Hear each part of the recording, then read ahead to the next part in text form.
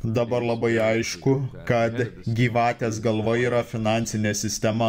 Finansų esmė yra įskolinti, kitaip sakant, pavergti. Kas yra paskola už namą? Tai yra mirties gniaužtai. Tai kai tu pasiemi paskolą, tu esi mirties gniaužtuose, nes esi skoloje, tau netgi namas nepriklauso. Namas priklauso bankui, kuris tau paskolina pinigus, kad tu galėtum nusipirkti namą. Ir netgi jeigu turi pakankamai pinigų nusipirkti namą iš karto, valdžiai gali vis tiek apmokestinti ir jeigu nesugebėsi sumokėti tų mokesčių, valdžia gali jį atimti. Visa sistema paremta finansiniu sukčiavimu, kuris paima galimybę iš žmonių ir jie duoda mažai grupiai individų, kurie valdo pasaulį per finansinę sistemą. Su nesibaigiančiu kiekiu pinigų, kurį mes jiem leidom paimti, jie nusipirko viską ir visus, ką galima nusipirkti.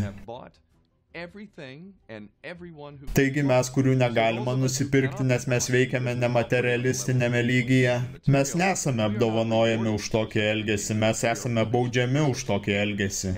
Ir visi šlykštus pedofilai, nusikaltėliai, žinot, korumpuoti individai be moralės, jie yra apdovanojami šitoj apvirtusioj sistemoje. Mes apdovanojam pedofilus, mes apdovanojame lagius, mes apdovanojam korumpuotus, mes apdovanojame žmonės visiškai be jokios moralės.